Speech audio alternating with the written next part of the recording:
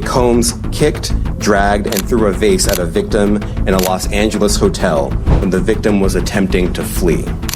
Dangling a woman out of the 17th floor balcony. Yep, that's right, that's the new accusation. Sean Diddy Combs. The balcony in the studio, like an out balcony, you can see over the back. I swear to God, my grandmother, they got Wale over top of his feet. They got him off his feet, hanging off the balcony. It goes beyond just physical harm caused by and during the assault. Imagine being dangled off the edge of a 17th floor balcony, your life hanging by a thread, with someone calmly telling you they're the devil. This isn't the plot of a Hollywood thriller. It's a real-life allegation involving one of the biggest names in entertainment, Sean Diddy Combs. The chilling details of this incident, along with a series of explosive lawsuits, have pulled back the curtain on a story of power, abuse and silence in the entertainment industry. The fashion designer who survived that terrifying night, Brianna Bongolan, claims this was no isolated event. Her story is part of a broader pattern of allegations against Diddy, allegations that paint a picture of unchecked power and control. But this isn't just about one man, it's about the system that allowed such behaviour to thrive for decades. Today, we're unpacking the details of the balcony incident, the lawsuits, and the dark secrets of Hollywood's elite. In 2016, Brianna Bongolan was visiting the Los Angeles apartment of Cassie Ventura, Diddy's then-girlfriend. What began as a normal evening quickly spiraled into a nightmare. Bongolan alleges that an argument erupted,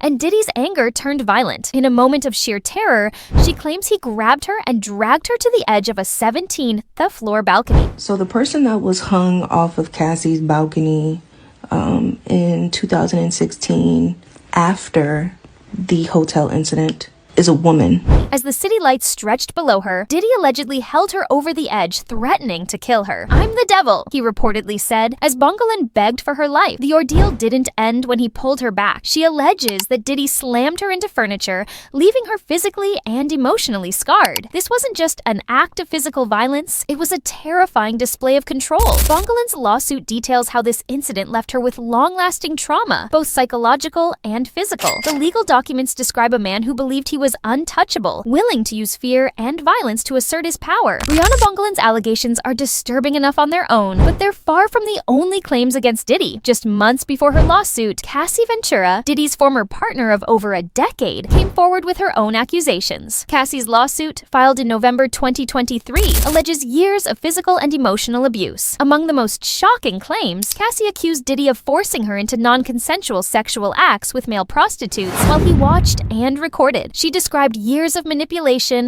violence, and control, painting a picture of a toxic relationship in which she felt trapped. Although the case was settled out of court within days, it raised serious questions about the extent of Diddy's behavior and the power dynamics that allowed it to go unchallenged for so long. These lawsuits, along with stories from former employees and acquaintances, suggest a broader pattern of intimidation, manipulation, and abuse. Diddy's accusers describe him as a man who thrived on power and used his wealth and influence to silence dissent. The balcony incident and the lawsuits against Diddy have sparked outrage. It's a balcony in the studio, like an out balcony, you can see over the back. I swear to God, my grandmother, they got Wale over top of his feet. They got him off his feet, hanging off the balcony. Like, he hanging off the balcony, they dangling him by his feet. I can't really hear what they saying. I'm like, Shy, man, be quiet. Shy don't know what's going on. First of all, Shy can go back and help Wale. This is man, he can go back to Shy ain't must move. I swear to God. Shy like, man, what they doing? I said, man, they got him over the balcony by his feet. They're like, man, no, he don't. That ain't him. Like, so that is him. We knew it was him because we know what type of shoes Wale wore to the studio, and we seen them jump up in the air. So who put on Wale's shoes? Nobody. That was Wale's feet. Also exposed the complicity of Hollywood in enabling such behavior. For decades, the entertainment industry has been criticized for protecting its most powerful figures, often at the expense of those they harm. Jennifer Lopez, who dated Diddy during a pivotal period in his career, has faced criticism for her silence. Although there's no evidence to suggest Lopez was aware of or involved in any of Diddy's alleged actions, her refusal to comment on the ongoing allegations has been seen as emblematic of Hollywood's culture of silence. Other high-profile figures, including Jay-Z and Beyoncé, have also faced scrutiny. Their close relationships with Diddy have led some to question whether they knew about his alleged behavior and chose to remain silent. This silence, critics argue, perpetuates a system where power and privilege protect the abusers rather than the victims. As the lawsuits pile up, Diddy's legal troubles have only grown. In addition to the civil cases, he now faces federal charges, including sex trafficking and racketeering. These charges suggest a much much larger web of alleged criminal activity, with prosecutors arguing that Diddy used his resources to orchestrate and cover up illegal acts. The balcony incident, along with the other lawsuits, has been cited as evidence of a pattern of behavior that poses a significant threat to public safety. Prosecutors have accused Diddy of witness tampering and obstruction of justice, claiming he used intimidation tactics to silence accusers and manipulate the legal process. Despite his legal team's efforts to secure his release with a $50 million bail package, the court denied the request. So we made a bail appeal to Judge Carter. It did not go our way. The fight continues.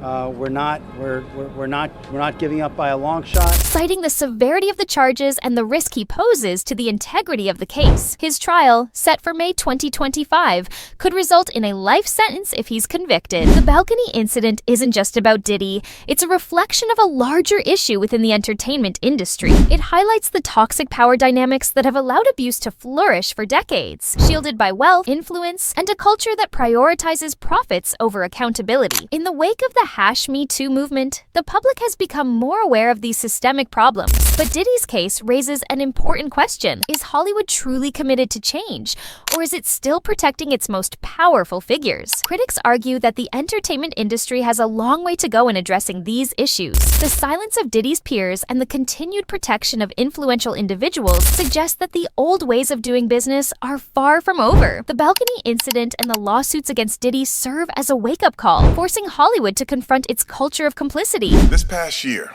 we have seen powerful men in Hollywood and elsewhere finally held accountable for sexual harassment and assault. We also saw backlash survivors faced after coming forward. As Diddy prepares for his trial, the stakes couldn't be higher. His legal battles aren't just about determining his guilt or innocence, they're about the broader question of how society holds powerful figures accountable. Will Diddy face justice, or will his wealth and connections shield him once again? The world will be watching as this case unfolds, not just to see the outcome for Diddy, but to understand what it means for the victims who have come forward and for the culture of the entertainment industry as a whole. The balcony incident, as horrifying as it is, has become a symbol of a much larger struggle for accountability and change. For now, the focus remains on the survivors, on their courage to speak out and their fight for justice. Their stories are a reminder of the importance of holding the powerful to account, no matter how high they climb. Share your theories and thoughts in the comments section. Don't forget to like and subscribe. Bye!